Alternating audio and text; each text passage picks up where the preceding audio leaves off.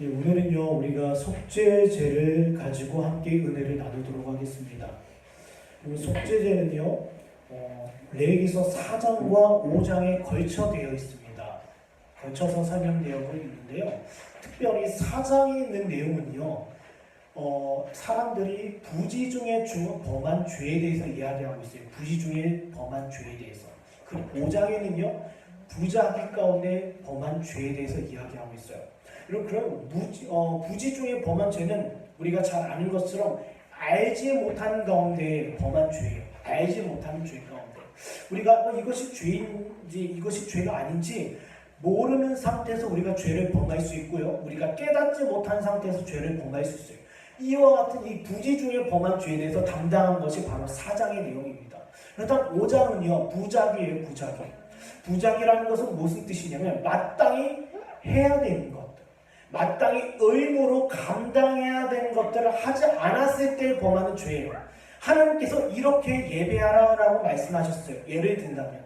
그리고 이렇게 하나님의 교훈에 대해서 말씀 앞에 순종하라 하셨어요. 마땅히 그 백성들이 행해야 돼요. 그런데 그것을 하지 않은 것을 바로 부작이라고 합니다.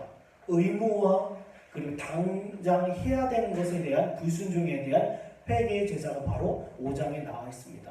그렇다면 오늘은요 우리 부지 중에 범한 죄에 대한 속죄에 대해서 우리가 함께 생각해 보겠는데요. 지금까지 번제와 소제와 화목제는 다 속죄의 의미를 다 담고 있었어요. 그런데 여기 속죄제와의 차이가 있습니다. 번제와 소제와 화목제는 속죄의 의미가 담겨져 있지만 무엇보다도 하나님과의 교제와 교통을 더 중점으로 두고 있어요. 하나님께 감사하고 하나님의 언약이 성취되고 하나님과 다시 이 죄악된 인간이 하나님 앞에 다시 나아갈 수 있다는 감사와 감격의 제사였어요. 그런데 속죄제는요 특별하게 속죄의 의무를 담고 있지만 무엇보다도 죄에 대한 깨달음이 있는 거예요. 죄에 대한 깨달음. 너희가 왜 죄인이고 너희가 왜 이 속죄의 은혜 가운데 하나님의 은덕을 받아야 되는지에 대해서 설명하는 것이 바로 속죄제예요. 속죄제. 속죄제는요 히브리어로 하타드라고 합니다. 하타드는요 죄를 짓다라는 거예요. 근데 죄를 범하다라는 거예요. 근데 좀 특이합니다. 특이해요. 왜냐하면 그 사람이 어떤 죄인된 사람이 살아가는 삶의 모든 현장 가운데서 범하는 죄에 대해서 이 죄가 영향력을 미쳤다는 거예요. 네, 좀 이따 살펴보겠지만 제사장은 하나님의 성소를 더럽혔고 그리고 회중도 그렇고 그리고 족장들도 그들이 살아가는 그의 삶, 그의 환경, 그의 공동체를 더럽혔다라는 거예요. 여러분 보세요. 신분이 높거나 그 책임이 중하면 중할수록 그 죄의 효과와 죄의 결과는 굉장히 큽니다. 이것을 설명하는 것이 바로 속죄제예요. 너희가 교회 지도자냐? 아니면 너희 한 가정의 가장이냐? 아니면 한 공동체에 영향력 있는 사람이냐? 그렇다면 너희의 죄로 말미암아 미치는 그 효과와 영향력은 이와 같이 크다라는 거예요. 이것이 바로 속죄제의 가르침입니다. 그래서 너희에게 필요한 것은 뭐냐? 죄에 대한 깨달음입니다. 죄에 대한 깨달음. 네. 여기 레위기서 4장 1절과 2절에 보면 특별히 2절에 이런 말씀이 있습니다. 이스라엘 자손에게 말하여 이르라 누구든지 여호와의 계명 중 하나라도 그릇 범하였으되라고 되어 있어요. 그릇 범하였으되. 여러분 레위기서 4장은요 1절과 2절에 통하여 말씀하시는 바가 있어요. 바로 너는 죄인이라는 거예요. 당신은 죄인이라는 거예요. 당신은 당장 하나님의 심판 앞에 놓여있는 연약한 죄인이라는 것, 이것을 지금 이야기하고 있다는 거예요. 부지 중에 죄를 범하였으되가 아니에요. 너는 죄를 범하였다라는 거예요. 여러분 갈라디아서 3장 10절에 뭐라고 이야기되어 있습니까? 단 하나라도 율법 중에 그 율법의 많은 계명 중에서 단 하나라도 죄를 범하였으면 너는 하나님 앞에서 죄인이라는 거예요. 근데 유대인들은요 이걸 대단히 오해했죠. 몇 가지 자기가 지킬 수 있는 것을 다 지켜가면서 나는 의인이야, 나는 괜찮은 사람이야, 나는 거룩한 사람이야. 그러나 하나님께서 이렇게 말씀하셔요. 아니다라는 거예요. 내가 너희에게 율법을 준 것은 너희가 이 율법을 다 지켜 행할 수 있는 능력이 너희에게 있다라는 것이 아니라는 거예요. 그리고 이 율법을 비추어 너희가 얼마나 하나님 앞에 범죄한 자녀들 백성들인지 범죄한 백성인지를 깨달으라. 그래서 하나님께서 율법을 주셨어요. 그래서요, 여기 레위기서 4장 1절과 2절에 뭐라고 해야 합니까? 너희는 그릇 범한 죄악된 백성이다. 보세요. 죄악된 백성들을 향하여 하나님께서 이와 같은 속죄제를 마련해 주신 것이 무엇입니까? 은혜예요. 은혜예요. 마치 이것과 같습니다. 마태복음 12장 20절에 상한 갈대와 같아요. 저와 여러분은요, 상한 갈대처럼 놓여 있어요. 상했다라는 것은요, 죄로 오염되어 있고 그 심령 가운데 죄의 부패성으로 가득한 상태를 이야기해요. 가득한 상태. 이것이 상한 갈대입니다. 우리들은요, 외적으로 나는 괜찮아, 나는 이 정도면 괜찮은 사람이야, 나는 이 정도로 보면 난 말짱한 사람이야 라고 생각해 볼 수 있지만 하나님의 시선에서 볼 때는 그 백성들은 뭐예요? 어떤 상태입니까? 상한 갈대와 같다는 거예요. 저와 여러분은 상한 갈대입니다. 누구 앞에서요? 하나님 앞에서. 이런 자들을 위해서 마련해 주신 것이 바로 속죄제예요. 속죄제. 그렇다면 오늘 이 속죄제에 대해서 한번 생각해 볼 텐데, 첫 번째는요, 속죄제에 예배자들이 나오는 제사자들이 나오고요.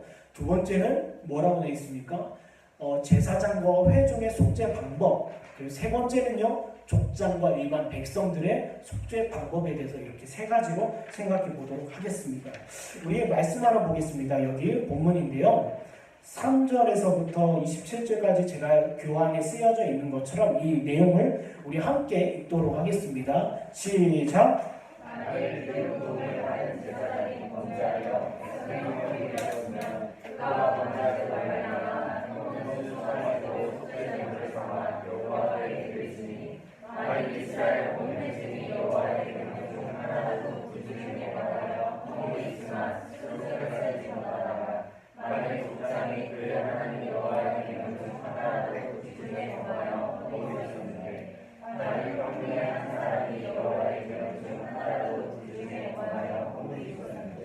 보세요.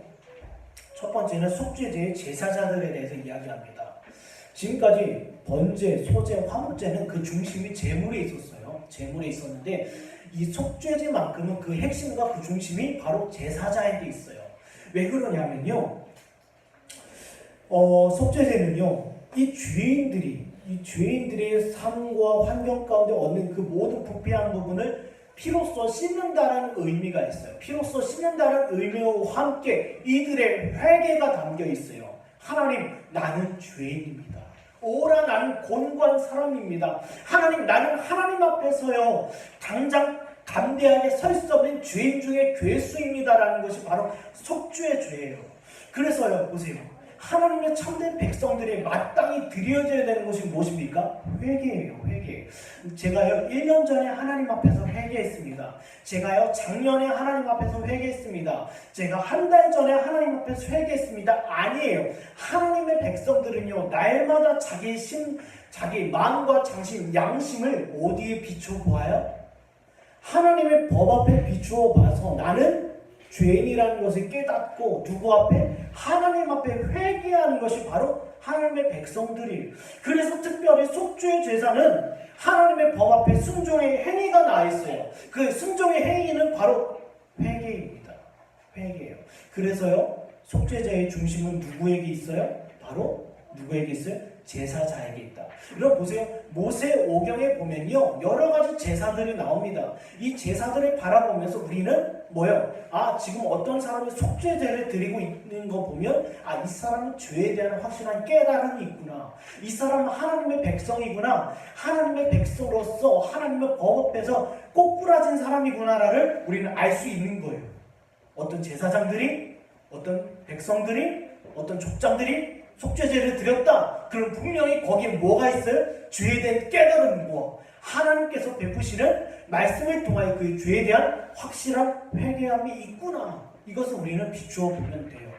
그래서요, 속죄제는요, 제사자가 중심이 되어 있습니다. 제사자가 중심이 되어 있고요, 이 제사자의 회개를 통하여 그의 자신뿐만 아니라 그가 살아가고 있는 모든 영역이 피로써 정결케 된다는 것이 바로 속죄제의 내용인데요. 첫 번째, 제사장이 나옵니다. 제사장. 이 제사장이 보면요, 제사장은요 독특한 게 있습니다. 보세요. 회중이나 족장이나 백성들은 누가 그들의 죄를 깨닫게 해야 돼요. 깨닫게 깨우쳐야 돼요. 그런데 제사장에는요 그런 내용이 나와 있지 않아요. 나와 있지 않아요. 왜냐하면 제사장은요 어떤 사람입니까? 기름 부음을 받은 사람이에요. 여러분, 제가 구약에 있어서 기름 부음을 받았다는 것은 뭐예요? 하나님과 교제하고 교통한다는 거예요. 왕, 선지자, 제사장. 이 제사장들은요 하나님과 교제하고 교통하고 있었던 사람들이기 때문에 하나님께서 그들의 죄를 꿈이나 환상이나 여러 가지 계시의 말씀을 통해 깨우쳐 주셨기 때문에 이 제사장들이 따로 누가 깨우치거나 깨닫게 할 사람이 필요 없었다라는 거예요. 보세요. 어떤 제사장이 죄를 범했습니다. 어떤 선지자가 죄를 범했어요. 어떤 왕이 죄를 범했습니다. 누가 깨닫게 하셔요? 하나님께서 깨닫게 하시죠. 하나님께서 깨닫게 하셔요. 꿈이나 환상이나 어떤 예언의 말씀을 통하여 그들의 범죄함에 대해서, 죄에 대해서 바로 깨닫게 해요. 그래서 이 제사장은요 굳이 그들을 깨닫게 할 사람이 필요로 하지 않았어요. 그런데 문제가 있습니다. 로마서 5장 14절 한번 볼까요? 그러나 아담으로부터 모세까지 아담의 범죄와 같이 죄를 짓지 아니한 자들까지도 사망의 왕노릇하였나니 아담은 오실 자의 모형이라. 여기서요 아담에 대해서, 대표성에 대해서 이야기하고 있습니다. 보세요. 이 제사장들이 범죄하다 보니까 무슨 일이 벌어집니까? 백성들의 허물이 되었다라는 거예요. 백성들이 죄로 오염되었다라는 거예요. 이상하죠? 제사장과 백성과의 관계는 무슨 관계입니까? 전혀 관계가 없음에도 불구하고 이 제사장들이 죄를 범했다고 해서 이 죄가 백성들 가운데 틈타기 시작했다는 거예요. 왜냐하면 이 제사장은 백성들의 경건과 백성들의 신앙과 백성들의 제사 방법을 주관했던 사람이에요. 이런 사람이 죄로 말미암아 오염되자 백성들이 오염되기 시작했어요. 이게 바로 대표성의 원리입니다. 대표성의 원리로 말미암아 어디가 오염됩니까? 백성들뿐만 아니라 그들이 제사하고 하나님과 만나는 그 현장 어디예요? 성소가 오염되기 시작했다는 거예요. 하나님의 성막이 오염되어 있어요. 보세요. 제사장이 죄를 범했다. 그럼 제사장 혼자 단지 죄를 범한 것이 아니라 그 백성들도 또한 뭐예요? 죄로 오염되었을 뿐만 아니라 하나님을 만나고 하나님께 예배하고 제사하는 그 현장, 바로 성소, 그 성막까지도 오염되었다라는 가르침으로 우리는 생각해보면 될 수 있어요. 그렇다면 이것을 오늘날 우리 가운데 적용해보면 좋아요. 오늘날 어디가 오염되었습니까? 강단이 오염되었어요. 하나님의 말씀이 선포되어야 되는데, 예수 그리스도로 말미암아 구속의 효과와 그리고 죄사함이 선포되어야 되는데 전혀 다른 내용이 이 자리 가운데 선포되고 있어요. 목회자들이 하나님의 말씀을 바로 증거해야 되는데 이 세상에서 살아가는 법, 행복하는 법, 자녀 교육의 방법, 그리고 이 땅에서 우리가 듣기 좋은 이야기들, 그리고 우리가 듣고 싶은 이야기들, 이런 이야기들이 선포된다면 이것이 뭐예요? 강단이 오염되는 거예요. 예레미야서 23장처럼 뭐라고 되어 있습니까? 꿈꾼 것들, 자기가 꿈꾼 것들, 그리고 자기 마음에 드는 생각들을 그냥 설교하고 가르쳐. 그때 주님께서 뭐라고 하십니까? 예레미야서 5장 30절에 어찌하겠느냐, 이 시대야말로 말세다라는 거예요. 이 시대야말로 말세다. 강단이 오염되고 강단이 타락하여 그 백성들, 그 영혼들 가운데 생명의 역사가 없는 것이 바로 제사장의 죄라는 거예요. 바로 목회자의 죄라는 거예요. 이것을 지금 이야기하고 있습니다. 보세요. 강단이 오염되면 백성들의 영혼이 잠들게 되고요, 성도들의 영혼이 잠들게 되고요, 교회가 잠들어 버려요. 영혼에 대해서, 하나님의 구속의 은혜에 대해서, 하나님의 생명의 역사에 대해서 전혀 관심을 두지 않아요. 어떻게 하면 우리가 이 세상에서 잘 살아남을까? 우리가 어떻게 하면 이 세상에서 행복하게 살아갈까? 어떻게 이 세상이 주는 복을 잘 받고 복받고 살아갈까? 이것을 고민하고 연구하는 집단으로 전락하게 된다는 거예요. 이 제사장들도 마찬가지였습니다. 제사장들이 부패하고 오염되자 그 백성들까지도 허물이 되었고 그들 가운데 전혀 생명의 역사를 찾아보기 힘들었다는 거예요. 두 번째, 회중이 있습니다. 회중. 여러분, 회중은요 단지 사람들을 이야기하는 것이 아닙니다. 이스라엘 사람들의 모임 아니에요. 이 회중은요 어떤 집단이었냐면 이스라엘 공동체 가운데 유력한 자들의 모임이었어요. 유력한 자들, 영향력 있는 사람들, 지도자들, 예를 들자면 뭐 100부장, 50부장, 그 혹은 1000부장 이와 같은 유력한 자들의 모임이었어요. 이것이 회중입니다. 여기서는요 늘 결정되는 것이 바로 하나님의 법 앞에서 우리가 어떤 삶을 살아가고 하나님의 법 앞에서 우리가 어떤 결정을 내려야 되는지 분별하고 이해하고 하나님 앞에 물었던 거예요. 한마디로 의회입니다. 의회였어요. 그런데 이러한 의회가 오염되었다는 건 뭐예요? 하나님의 법 앞에서 굴복되고 하나님의 말씀 앞에서 따르기보다는 자기의 정욕을 쫓아서 이생의 자랑을 쫓아서 안목의 정욕을 따라서 결정을 내리게 되었다는 거예요. 결정하게 되었다는 거예요. 여기 우리 민수기 16장에 보면 그들이 모여서 모세와 아론을 거슬러 그들에게 이르되 너희가 분수에 지나도다 회중이 다 각각 거룩하고 여호와께서도 그들 중에 계시거늘 너희가 어찌하여 여호와의 총회 위에 스스로 높이느냐. 보세요. 회중 가운데 있었던 사람들 중에 하나가 아간입니다. 아간. 그리고 아간을 따르던 사람들이 있었어요. 그게 회중 가운데 있었어요. 그때 그들을 들고 일어납니다. 너희만 하나님의 기름 부음 받은 하나님의 사역자들이냐? 우리도 그러하다. 우리도 레위 자손이다 라고 들고 일어났어요. 들고 일어나서 야! 우리가 한 지도자를 세우고 우리가 다시 애굽으로 돌아가자. 모세와 아론에 대해서 대적하고 하나님의 말씀에 대해서 대적하고 그들의 소견대로 행하고자 해요. 그때 나온 말씀은 뭡니까? 여호와의 총회 위에 스스로 높이는 자들. 이런 회중이요. 그릇된 결정을 하면 그 백성들이 하나님 앞에서 범죄하게 됩니다. 분명히 하나님께서 허락하신 땅은 약속의 땅인데 그들이 그 약속의 땅을 무엇으로 뒤바꿔버렸어요? 애국으로, 즉 세상으로 바꿔버렸어요. 보세요. 우리 교회에도 공동체 사역회의가 있습니다.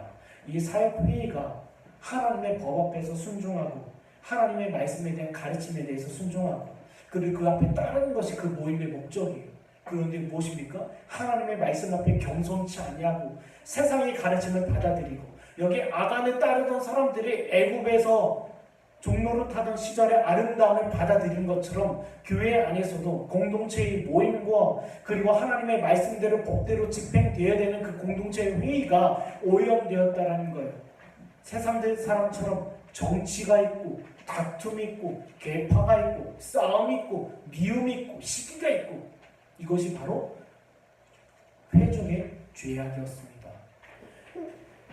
세 번째는요. 여기 족장들이 나옵니다. 족장들. 보세요. 족장들은요. 아시는 것처럼 12지파를 대표하는 사람들입니다. 12지파. 그리고 한 부족을 대표하는 사람들이었습니다. 회중이 어떤 결정을 하나님의 말씀 앞에서 내립니다. 결정을 해요. 그럼 그것을 집행하는 사람들이 바로 족장들이었어요. 예를 들면 그들은 군사 지휘권이 있었습니다. 그리고 각 부족 그리고 각 지파에서 일어나는 문제들에 대해서 해결하고 참여할 수 있는 권한과 위치에 있었던 사람들이에요. 한마디로 실무자들이었습니다. 그런데 그들의 죄는 무엇이냐면 그들이 뭐예요? 하나님의 말씀 앞에서 처결하지 않고 하나님의 말씀 앞에서 그것을 따라가지 않은 거예요. 과부나 나그네나 연약한 자들의 압제하고 자기들의 살인 사욕을 취하기 시작했다라는 거예요. 이것이 뭐예요? 족장들의 죄입니다. 여러분 느헤미야서하고요 에스라서에 보면 이 족장들의 죄에 대해서 하나님께서요 이 선지자들 통하여 책망하십니다. 족장들의 죄에 대해 나그네 연약한 자들을 돌보지 않고 오히려 고리대금을 먹으래요. 이자리에 돈을 꿔주고 이자리에 높게 받아 이거에 대해서 하나님께서 책망하셔요. 이 족장들은요 이와 같이 하나님의 말씀 앞에서 온전히 두렵고 떨림으로 이 일을 순종하고 행해야 되는데 자기들의 욕심을 채우고자 했고 자기들의 배만 만족하려고 했던 것이에요. 이것이 그들의 죄악입니다. 근데 출애굽기 35장에 보면 여호수아서에도 나오는데요. 제가 읽겠습니다. 모든 족장은 호마노아 및 애굽과 흉패에 물릴 보석을 가져왔으며 또 여호수아에서는요 이것은 이스라엘 자손이 가나안 땅에서 받은 기업 곧 제사장 엘르아살과 눈의 아들 여호수아와 이스라엘 자손 지파의 족장들이 분배한 것이니라. 보세요. 족장들은요 때로는 하나님 앞에 열정적으로 섬기기도 하고 그리고 그 믿음의 행위와 믿음의 열매를 백성들 앞에서 드러냈던 사람들. 한마디로 실질적인 하나님의 사역자들이었습니다. 오늘날 보면요 교회 집사님들, 권사님들, 장로님들에 해당돼요. 그들은 어떠합니까? 교회에서 봉사하고 교회를 바로 섬기고 그리고 교회를 아름답게 공동체를 아름답게 꾸몄던 사람들인데 그들이 범죄했다는 것을 이야기합니다. 그리고 마지막으로요 평민들이 나오는데 말 그대로 각 개인을 보면 돼요. 각 개인 한 사람 한 사람.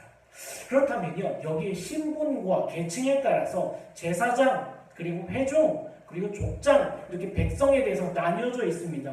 이 뜻은 뭐예요? 그들이 하나같이 죄로 말미암아 오염되었다라는 거예요. 난 제사장이니까, 나는 족장이니까, 나는 회중이니까, 나는 민중이니까, 난 백성들이니까 죄를 범할 수밖에 없어. 이게 아니라 이스라엘 하나님의 백성이란 자들은요 하나부터 열까지 다 죄로 오염된 사람들이에요. 하나님의 은혜가 없다면 여지없이 넘어져 버리고 쓰러져 버리고 세상처럼 달려갈 수밖에 없는 사람이에요. 그러나 그들 상은 갈대 같은 그들 가운데 하나님께서 속죄제를 베풀어 주셨다는 거예요. 바로 교회 공동체가 바로 이런 것입니다. 우리가 늘 주목해야 되고 늘 우리가 관심 가져야 되는 것이 무엇입니까? 우리 죄 문제예요. 우리 어린 지체들로부터 목회자에 이르기까지 하나같이 우리가 민감하게 봐야 되고 민감하게 주목해야 되는 것은 바로 죄의 문제예요. 죄의 문제예요. 여러분 내가 1년 전에 회개했습니다. 그게 아닙니다. 우리가 날마다 목장 모임 가운데 저의 연약함은 이러합니다. 우리 교회의 연약함은 이러합니다. 우리 영혼의 상태는 이러합니다라는 서로 이야기하고 고백하며 근본적으로 우리가 하나님 앞에 연약하고 하나님의 속죄를 받아야 되는 연약한 백성이라는 것을 드러내는 공동체가 바로 교회예요. 그렇기 때문에 성도들은 어떻습니까? 겸손해요. 당연하죠. 하나님 앞에 겸손할 수밖에 없어요. 왜요? 내 자신의 연약함과 죄의 부패성이 드러났다고 하면 이 드러난 사람 치고는 하나님 앞에 겸손치 않은 사람이 없어요. 나는 이런 사람입니다. 저는 부족한 사람입니다. 저는 연약한 사람입니다. 네. 그래서 저희 교회에 지금까지 많은 분들이 오셨어요. 그러나 하나같이 부딪히는 부분이 바로 이 죄의 문제였어요. 내가 왜 죄인인가?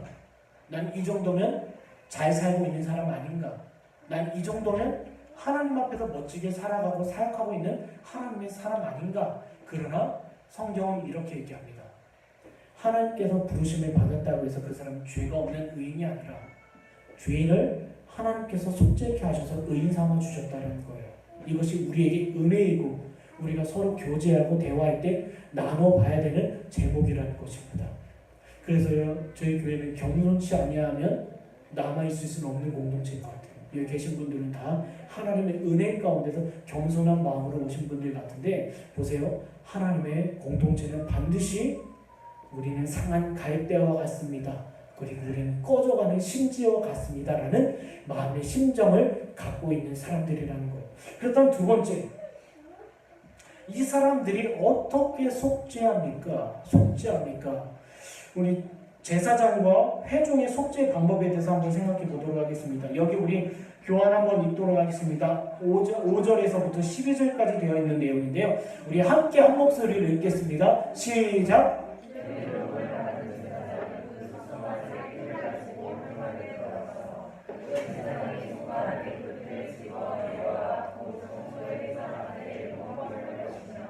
제사장은 또 그 피를 여호와 곧 회망하는 향단 부위들에 바르고 그 송아지의 피 전부를 회막 문 앞 번제단 밑에 쏟을 것이며 화목제 제물의 소액에서 깨어나는 것 같이 할 것이요 제사장은 그것을 번제단 위에서 불사를 것이며 또 곧 그 송아지의 전체를 진영박 재버리는 곳인 정결한 곳으로 가져다가 불로 나무 위에 사르되 곧 재버리는 곳에서 살을 찌니라.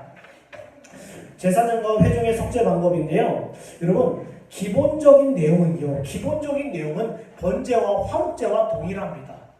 우리가 번제와 화목제에 대해서 생각해 볼 때 우리 한번 다시 되돌아보면 번제에 있어서 어떠합니까? 먼저 흠없는 송아지를 가져다가 안수를 합니다. 안수하는 행위는 뭐라고 되어 있죠? 제가 뭐라고 말씀드렸습니까? 죄를 전가했고 그리고 동시에 의존된다는 거예요. 어떤 분은 이렇게 얘기합니다. 의존할 뿐만 아니라 거기에 완전히 기대버린다는 거예요. 이 짐승이 나의 죄를 가지고 나의 죄가 전가됐을 뿐만 아니라 내가 온전히 거기에 의존하고 의지한다는 거예요. 그리고 또 한 가지, 각을 뜨고 그리고 가죽을 벗기고 그 자리에서 잡아요. 이것은 무엇입니까? 내가 이와 같다라는 거예요. 내가 하나님의 은혜가 아니고서는, 그리고 내가 하나님의 말씀과 하나님의 율법이 아니고서 난 이와 같이 될 수밖에 없는 존재이다라는 거예요. 난 이와 같이 죄로 말미암아 심판받아야 되는 사람이다라는 거예요. 또 한 가지가 있습니다. 그리고 어떠합니까? 이제 안수하고 짐승을 잡고 그 다음에는 화목제처럼 드려요. 화목제처럼 그 가장 값진 거 뭐라고 했습니까? 제가 화목제에서요? 기름이라고 했죠. 이 기름을 하나님 앞에 태워 올려드려요. 그리고 그 남은 고기들, 그 남은 것들에 대해서는요 따로 처분을 하는데 그거에 대해서는 레위기 6장에 나와 있습니다. 6장에 나와 있어요. 근데요 제사장들은요 이 드리고 남은 것을 온전히 다 태워버리지만 다른 백성들은 이것을 나눠 먹었어요. 이것이 바로 레위기 6장에 추가 설명되어 있습니다. 그 다음에 여기 속죄 방법에 대해서 본격적으로 생각해 볼 텐데, 먼저 이들은 무슨 제물을 드립니까? 숫송아지를 드려요. 제사장과 회중들이 숫송아지를 드리는 이유가 그들의 죄는 그 책임과 그 신분에 맞게 크다라는 거예요. 그만큼 하나님께서 크게 근심하셨다라는 거예요. 보세요. 성경에서는요 죄의 크기에 대해서 분명히 이야기합니다. 큰 죄가 있고 작은 죄가 있어요. 분명히 공통적으로 이 죄에 대해서는 하나님께서 진노하시고 하나님께서 분노하시는 걸 맞습니다. 그러나 성경에서는요 큰 죄와 작은 죄에 대해서 이야기해요. 그런데 이 제사장과 회중이 숫송아지를 드렸다는 것은 그들의 역할과 그들의 영향력과 그들의 책임이 이와 같이 컸다라는 거예요.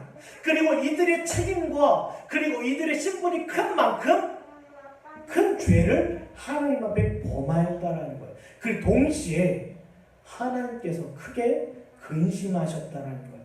여기 우리 에베소서 4장 30절 말씀 볼까요? 하나님의 성령을 근심하게 하지 말라. 그 안에서 너희가 구원의 날까지 인치심을 받았느니라. 보세요.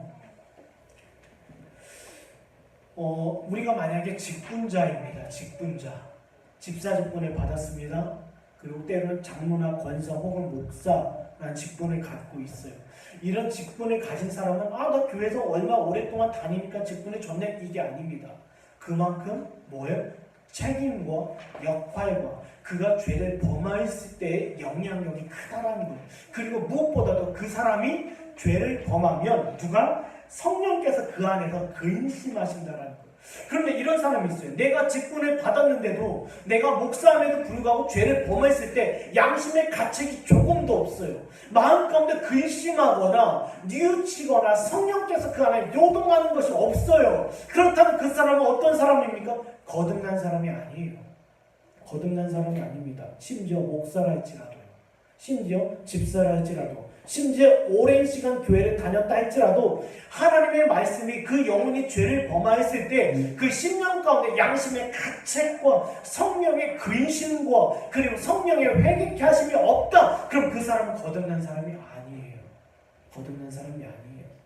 여기 하나님의 부르심을 받은 제사장들과 회중들이 죄를 범하였을 때 그들의 양심이 소리쳐요. 너는 지금 하나님 앞에 범죄하였다. 빨리 하나님께서 정하신 수단 가운데서 하나님 앞에 회개해라 라는 거예요.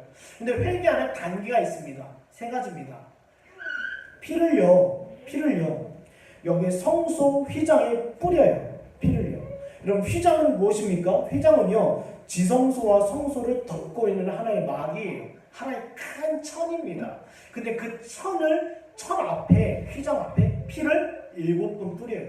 그리고 그 안에 성수에 뭐가 있냐면요. 제가 이걸 모형을 갖고 와서 설명드리는 게 더 이해하기 쉬울 텐데 참 다음에는 제가 한번 구해와야 될 것 같아요. 보면 그 안에 분향단이 있어요. 분향단 뿔이 있습니다. 그 뿔에 피를 발라요. 피를 발라요. 그리고 마지막으로 세 번째는요. 그 피를 밖에 있는 그 번제단에 그 번제단 밑에 뿌려버려요. 쏟아부어요. 이것은요. 무엇을 이야기하냐면 바로 제사장과 회중의 죄로 말미암아 하나님 앞에 경건이 드려지는 예배의 현장이 오염되었다는 거예요. 때로는 그 자리에서 번제가 있고요, 소제가 있고요, 화목제로 드려지고 속건제를 드립니다. 근데 그 현장이 제사장과 그리고 누구입니까? 제사장과 회중의 죄로 말미암아 오염되어 버렸어요. 오염되었다는 것은 근본적으로 그들의 행위와 그들의 마음이 오염되었다는 것. 하나님께서 율법으로 가르쳐준 거지 그냥 아무런 감격과 감동 없이 번제 드리고 소제 드리고 화목제 드리고 속건제 드려요. 그러면 나는 괜찮다 이거예요. 그리고 그 마음은 여전히 세상적인 거예요. 이 자리에 앉아있다 하더라도 그 마음과 생각은 세상에 나가 있는 사람처럼 우리가 그들이 하나님 앞에 제사 드리고 예배 드린다 하더라도 마음은 이 생에 자랑과 안목의 정욕과 이런 정욕적이고 세상적인 건데 빠져 있어요. 그것이 바로 죄라는 거예요. 그것이 죄라는 겁니다. 입술로는 하나님을 고백하고 하나님을 사랑한다라고 이야기하지만 이미 마음은 하나님에서 먼 그 상태를 하나님 앞에 쏟아내고 고백해요. 그 7번 뿌립니다. 7번 완전한 속죄를 의미하죠. 그런데요, 기가 막힌 장면이 나와 있습니다. 이제는 이 제사장과 회중의 죄를 가지고 이제는 그 뿌려진 피를 두고 그 남은 것들을 가지고 어디로 나옵니까? 어디로 나와요? 진영 밖으로 나와요. 진영 밖에는요, 부정한 것, 더러운 것들을 버리는 장소가 있었어요. 여기가 정결케 하는 장소로 이용됐고요, 죄를 버리는 장소로도 이용이 됐어요. 근데 거기에 남은 재물을 가지고 거기다가 나무단 위에서 태워버려요. 진영 밖 나무단에서 태워버리는데 이 장면이 어디에 나와 있냐면요, 히브리서 13장에 나와 있습니다. 우리에게 제단이 있는데 장막에서 섬기는 자들은 그 제단에서 먹을 권한이 없나니 이는 죄를 위한 짐승의 피는 대제사장이 가지고 성소에 들어가고 그 육체는 영문 밖에서 불사름이라. 그러므로 예수도 자기 피로써 백성을 거룩하게 하려고 성문 밖에서 권한을 받으셨느니라. 이 제물은 그리스도를 상징합니다. 그리스도께서 저와 여러분의 죄를 위하여 피를 흘리시고 예루살렘 성 밖에서 십자가 위에서 나무 위에 달려 죽으셨어요. 마찬가지입니다. 이 제물을 진영 밖 나무단 위에서 태워버린다는 것은 그리스도의 온전한 속죄를 의미해요. 그리스도의 온전한 속죄를 의미합니다. 보세요. 하나님의 직분자들이 그리고 하나님의 사역자들이 이 강단에서, 이 교회에서, 이 공동체에서 무엇을 이야기해야 되고 무엇을 자랑으로 삼아야 됩니까? 그리스도의 속죄예요. 그리스도의 구원하심이에요. 그리스도께서 저와 여러분의 죄를 짊어지고 나무에 달려 죽으셨다는 것이 우리의 자랑이어야 되고 우리의 기념이 되어야 되고 우리의 기억이 되어야 돼요. 제가 목회를 하다 보면 날마다 이런 생각이 듭니다. 하나님, 저는 구원받았습니까? 하나님, 제게 구원의 은혜가 있습니까? 라고 하면서 다시 어디를 찾아요? 십자가의 은혜를 다시 갈급하면서 찾아요. 이것을 첫사랑이라고 얘기하는데 여러분에게도 이런 첫사랑이 있을 거예요. 그리스도와의 만남을 통해서 그리스도께서 나의 영혼을 거듭나게 하시고 중생케 하시고 새롭게 하셔서 새 영을 부어주신 그 사건, 그것을 우리가 다시 간직하고 다시 소문하고 다시 품어보는 것이 바로 부흥이에요. 여러분, 우리가 교회사적으로 보면 수많은 부흥의 현장들이 있었습니다. 부흥의 현장들이 있었어요. 최근에 1996년도에 휘튼 대학의 부흥에 대해서요, 문과기획사에서 책을 내는데요, 그 내용을 여러분이 한번 읽어보세요. 오늘날 20세기 가운데 1996년도에 휘튼 대학에서 부흥이 있었어요. 근데 그들의 가운데 부흥이 일어났을 때 어떤 현상이 있었습니까? 신사도 운동가들이 이야기하는 것처럼 방언을 한다든지 예언을 한다든지 뒤집어진다든지 개짖는 소리를 낸다든지 하나도 없었어요. 딱 한 가지예요. 우리가 하나님을 근심케 했고 우리가 하나님 앞에 범죄한 죄인들이구나. 우리가 죄인이구나. 내가 이렇게 죄인이구나. 이것을 회개했어요. 그리고 과거에 이미 그리스도를 믿고 그리스도의 자녀된 자들은 일상 가운데 살면서 치여 있었어요. 세상에 치이지, 집안일에 치이지, 이런 일에 치이다 보니까 그 안에 그리스도에 대한 그 사랑과 은혜의 감정을 놓쳐버렸어요. 첫사랑을 잃어버렸어요. 그러나 그 영혼들이 다시 갱신하기 시작했어요. 이것이 바로 부흥입니다. 부흥이에요. 지금 제사장과 회중이 자기 죄를 깨닫고 겸손히 하나님 앞으로 나와서 그리고 휘장 앞에 7번의 피를 뿌리고 그리고 분향단에 피를 바르고 번제단에 피를 쏟아부리고 그 마침내 남은 재물을 가지고 진영 밖에서 태워버리는 것은 뭐예요? 그들 가운데 베푸신 하나님의 구속의 은혜를 다시 간직하고 되새기고 갱신하는 거예요.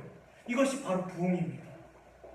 이것이요, 저와 여러분이 이 교회의 자랑이 되어야 되고 이 강대상 앞에서 선포되어야 되는 거예요. 어떤 분이 얘기합니다. 목사님 얘기를 들으면 너무 마음이 불편합니다. 당연하죠. 불편해야죠. 불편한 가운데 누구에게로 나와야 돼요? 그리스도께로 나와야 돼요. 사람에게로 나오는 것이 아니라 그리스도께로. 이 마지막이요. 우리 마지막 족장과 평민의 속죄 방법에 대해서 생각하고 마치겠습니다. 여기 우리 22절에서 26절까지 내용인데 우리가 한 목소리로 마지막으로 읽어보도록 하겠습니다. 시작!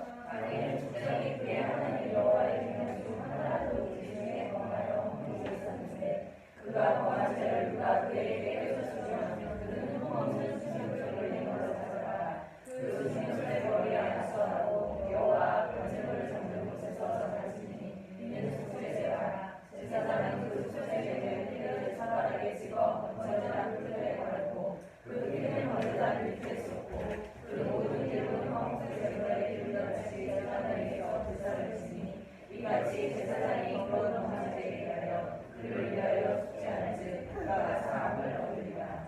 마지막으로는요, 족장과 평민의 속죄